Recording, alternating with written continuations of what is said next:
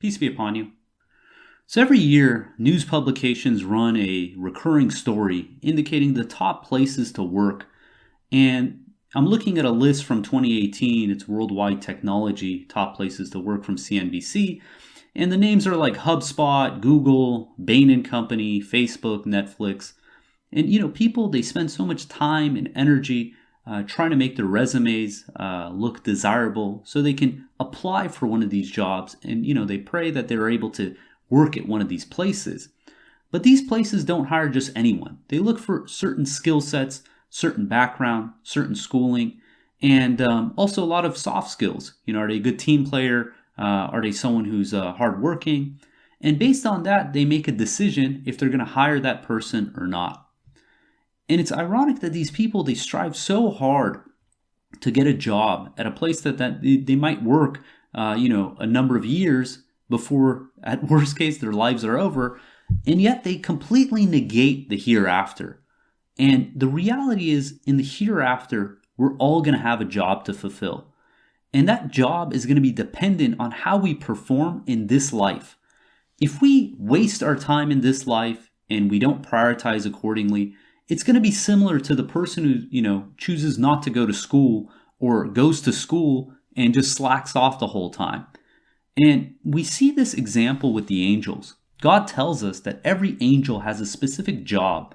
In 37:164 through 165, it reads, "Each one of us has a specific job. We are the arrangers. We have duly glorified our Lord."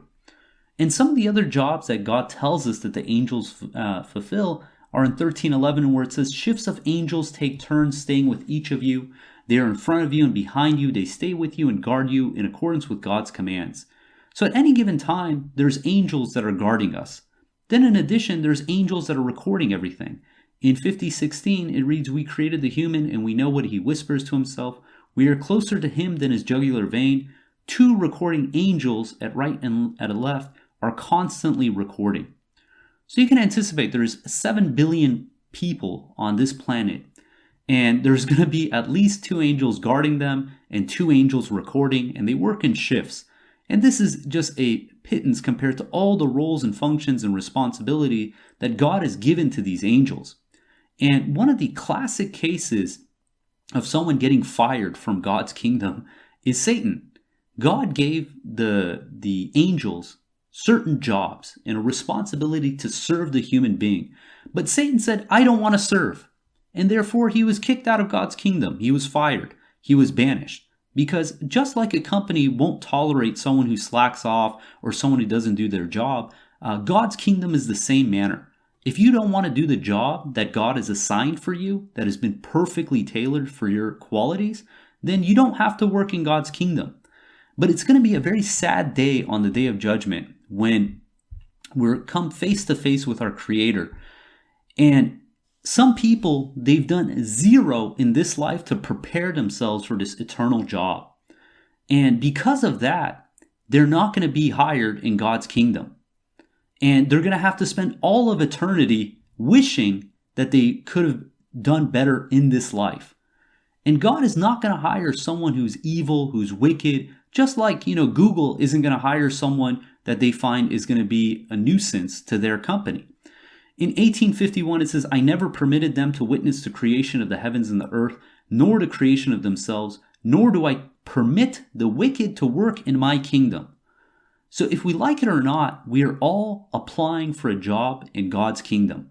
Some people are just not aware of this. They spend their entire life not thinking about God, not preparing. And it's no different than the person who chooses not to go to school to get a major that hopefully they can get a job prospect from, or someone who does go to school and spends the whole time partying and drinking and not thinking about the coursework or what they need to learn in order to be successful. And we each are going to be paid for whatever work we do in this life, and it's going to be dependent on what work we get in the hereafter. In 36:54 it says, "On that day no soul will be wronged in the least. You will be paid precisely for whatever you did. The dwellers of paradise will be on that day happily busy." Meaning we are preparing ourselves for this eternal job that we're going to have. And you get so much fulfillment out of doing quality work.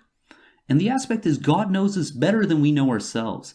And if we apply ourselves properly and we follow God's commandments, then on the day of judgment, we're going to have a job that's going to be so fulfilling that it's going to leave us, as it says in the verse, happily busy.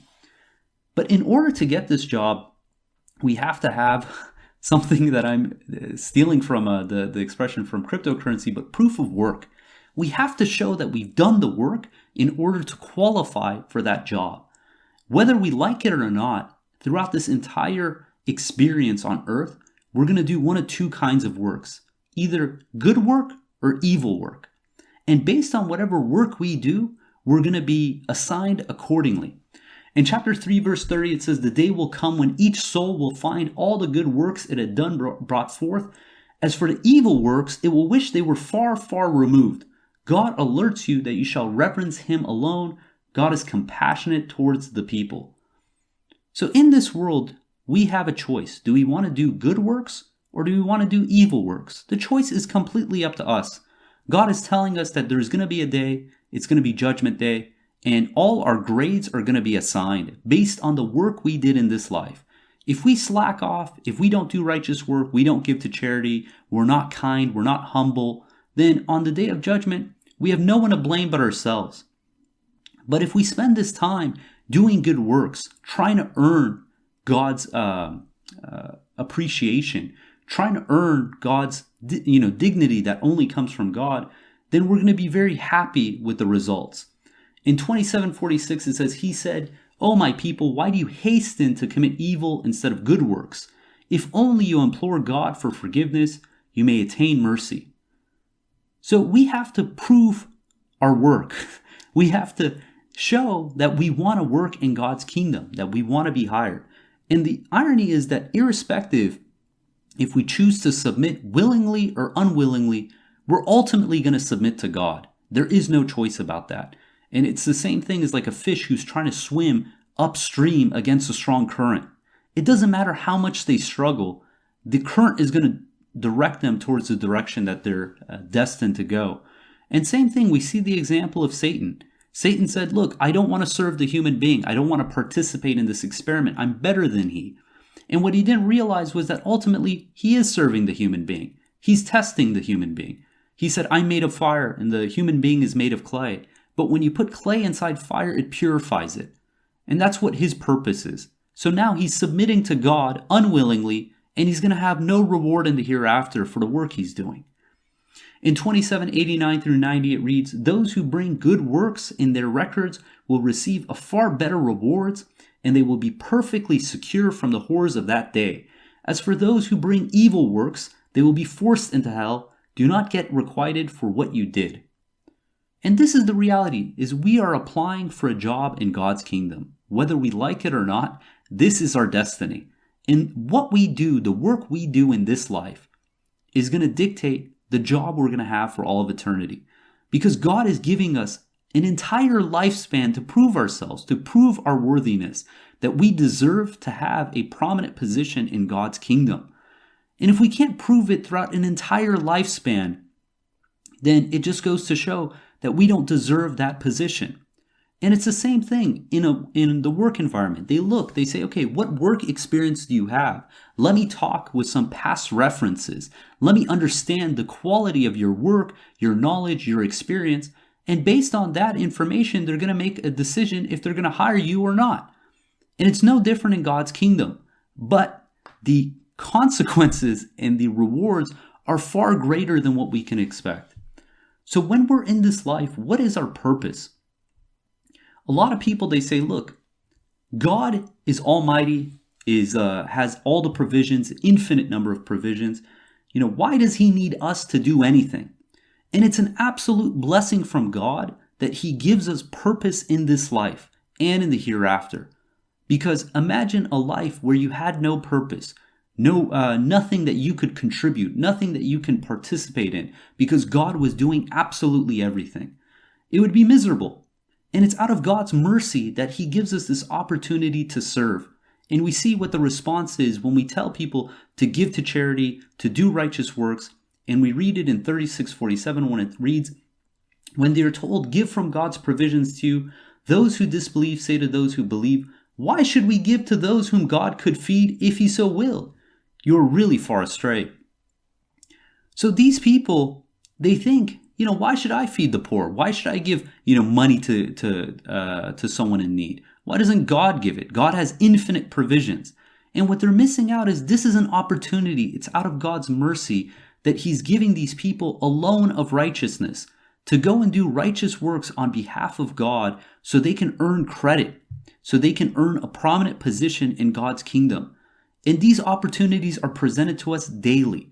There is not a day that goes by that there isn't something that we can do to promote kindness, to promote appreciation, to reflect God's light onto us, all the blessings that God has given us. In 67:2, it reads, the purpose of our life, and it reads, the one who created death and life for the purpose of distinguishing those among you who would do better. He is the Almighty, the forgiving. This is the purpose of our life, is to differentiate who is going to do better.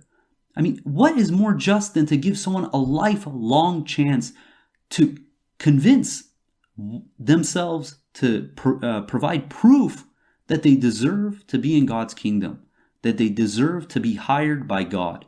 Because if there's nothing of value that they can provide, that if all they have is unappreciation, wickedness, evil thoughts, bitterness, complaining, then who would want to work in a company with individuals like that? And God's kingdom is no different. In 90 verse 4 it reads, we created the human being to work hard to redeem himself. This is the purpose of our life, is to work hard, to earn back God's favor, to be able to make it back into God's kingdom and, God willing, in a more prominent position than we were before. In 3:195 says, their Lord responded to them, I never fail to reward any worker among you for any work you do. Be you male or female, you're equal to one another. Meaning you do one iota of good on behalf of God, to please God, and you do this for your own good, then God will reward you manifold. We listened to the verse in the other podcast that God amplifies every good deed by 700 times manifold. For every ounce of good we do, God is giving us so much in return. So we all have an equal opportunity, and it doesn't matter if you're rich or poor, what ethnicity you are, what background you have. Every single human being on this planet has the opportunity to do good or to do evil. In whichever work we do, we're going to be paid back for that work. In 43:32 it says, are they the ones who assign your Lord's mercy? We have assigned their shares in this life, raising some of them above others in ranks in order to let them serve one another. The mercy from your Lord is far better than any material they may hoard. The purpose of this life is for us to serve one another. And in 6:165, it reads, he is the one who made you inheritors of the earth, and he raised some of you above others in rank in order to test you in accordance with what he has given you. Surely your Lord is efficient in enforcing retribution. He is forgiver, most merciful. So we are each going to be tested with what we were given. And God tells us in the Quran to give from the possessions you love. And from this we have to serve one another. The rich serve the poor serve the rich in perfect symbiotic unison. And we have to be appreciative of this. If we complain, if we object, we say, no, I don't want to do my role. I don't want to serve. I don't want to do good things. I just want to be an evil, unappreciative person. Then our destiny is written in those actions. In 49:13 says, O people, we have created you from the same male and female and rendered you distinct peoples and tribes that you may recognize one another. The best among you in the sight of God is the most righteous. God is omniscient, cognizant.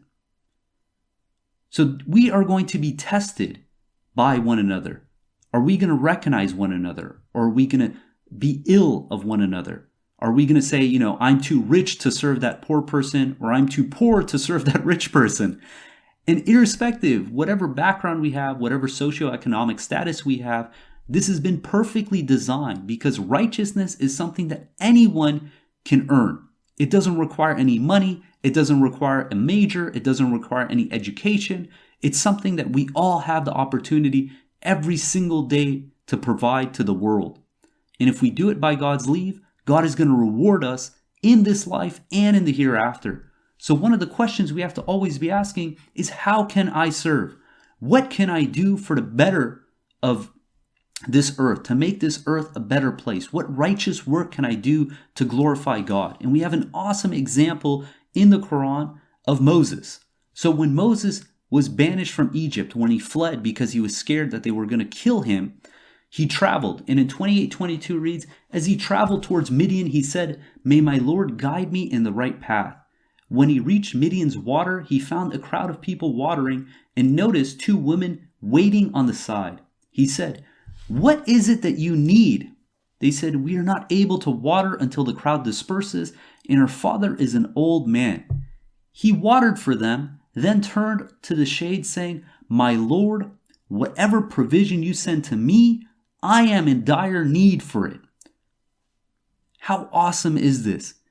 Here is Moses, an exile. He has nothing, and he's still providing value to someone else. He sees 2 women in need, and he says, I have the physical strength and the ability to fetch water for them, and I'm going to do it. Then he turns to God and implores God. He says, God, whatever provision you send to me, I am in dire need for it. So if we want our needs met by God, we need to fulfill the needs of someone else first. And how did God respond to this action?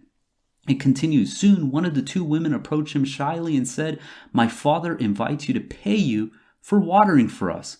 When he met him, he told him his story. He said, have no fear. You have been saved from the oppressive people. So by doing this one good deed, by putting someone else before himself, being a selfless human being, God rewarded him with security, put him under the stewardship of Shuaib, another righteous prophet, gave him a wife, a family, a job. All this because he put the priorities of others, the priorities of doing righteousness, over the priorities of himself. And we see another example in 59:9. It says, as for those who provided them with a home and refuge and were believers before them, they love those who immigrated to them and find no hesitation in their hearts in helping them. In fact, they readily give them priority over themselves, even when they themselves need what they give away. Indeed, those who overcome their natural stinginess are the successful ones. So we have an opportunity in this world every single day, every single moment of our life. Are we going to be appreciative or unappreciative? Are we going to be kind and humble, or mean and nasty and just a sinful person? And we see another example. We see how these people, they treated the traveling alien. They opened up their home. They were respectful. They fed them. They provided them security. And you see the same thing with Abraham, who God calls his close friend, his beloved friend, someone who's extremely kind and clement. When the 2 angels, before they knew they were angels, they were just traveling aliens. Abraham saw him. He invited them to dinner and roasted a fat calf for them, gave him the best food he had. And you compare that, you contrast that with the people of Lot. When the same angels went to Lot to warn Lot and his family about what was to come to Sodom and Gomorrah, the people of Lot surrounded the Lot's home and wanted to rape and kill these angels, these individuals who were there, who did nothing wrong to anyone in that society. And you see that contrast. So something we always have to be asking ourselves is, how can I serve? How can I serve God? And by serving God, what I'm doing is I'm opening the opportunity to do godly work on behalf of God, to expand God's light. God is reflecting this light by giving us so many infinite blessings, and it's up to us. Are we going to share that light? Are we going to go and do good works? Are we going to be appreciative, constantly commemorate God, worship God alone? And in order to make it into God's kingdom, we have to be tested. We have to show that we worship God, that we're going to do righteous works under all conditions. And it's no different than when you go into a job interview and they give you an exam. Maybe it's a verbal exam. Maybe it's one that they say, hey, solve this equation or write this program. Whatever it is, God's kingdom is no different. If all it took was to say we believe, and we'd be admitted into God's kingdom. Imagine going into one of these top companies and say, hey, look, I want to work here. And they just hire whoever accepts it. No, they have to be tested. In 18:7 it reads, we have adorned everything on earth in order to test them and to distinguish those among them who work righteousness. So God made this world incredibly beautiful, tempting, so many luxuries, so much entertainment. And it's to see which one do we give priority to. Are we going to give priority to this life or to the hereafter? Are we going to give priority to getting the best job in this world or in the hereafter? In 29:2 it says, do the people think that they will be left to say we believe without being put to the test? We have tested those before them, for God must distinguish those who are truthful and he must expose the liars. So the second we say we believe, you can think that we're accepted into kind of an internship program. And from that, we're going to be tested. We're going to be presented with things of this world and the ability to do righteous works for the hereafter. And we're going to see which one is our priority. In 17:18 through 19, it says, anyone who chooses this fleeting life as his priority, we will rush to him what we decide to give him. Then we commit him to Gehenna, where he suffers forever, despised and defeated. As for those who choose the hereafter as their priority and work righteousness while believing, their efforts will be appreciated. For each one of them we provide for those and these from your Lord's bounties. Your Lord's bounties are inexhaustible. Note how we preferred some people above others in this life. The differences in the hereafter are far greater and far more significant. There's a pay structure that gets a lot of scrutiny, is the differential between the CEO and the lowest person of the company. And most of the time you'll see that it's like 300, 400x the amount of money the CEO makes versus the bottom person, the entry-level employee in the company. And God is saying in the hereafter, those differences are going to be astronomically greater. And the thing is, most companies, they have a budget for how many people they can hire, how big a team can be. In God's kingdom, the budget is inexhaustible. All it's looking for are good employees to work who want to work in God's kingdom and can prove that their priorities are set straight, that their number one priority is to do good, to be righteous, to be a caring, thoughtful individual. And those ones God has an infinite budget for, has infinite numbers of roles for. And the more righteous we are in this world, the more of a prominent position we're going to have in the hereafter, to the point where you look at the difference between the CEO pay and the entry-level pay in this life is going to be nothing compared to the hereafter. And we do all this for our own good. God doesn't need any of this. Again, God is doing this for us as a favor, because God could do all this himself. God is almighty, omniscient, omnipresent, omnipotent, all-powerful. He doesn't need any of us, but it's an absolute blessing from God that he's giving us this opportunity, that he's opening up a role in his kingdom for us to be able to contribute, to find fulfillment in. And he's designed the life we have in this world to best prepare us for our role. And are we going to seize this opportunity? Are we going to take God up on this? God willing, we can think more about our career in the hereafter and realize that the work we do in this life ultimately will pay us back to whatever work we have in the hereafter. And the choice is 100% up to us. God willing, we're going to end there. If you guys got comments, questions, hit us up at crontalk@gmail.com. And until next time, peace and God bless.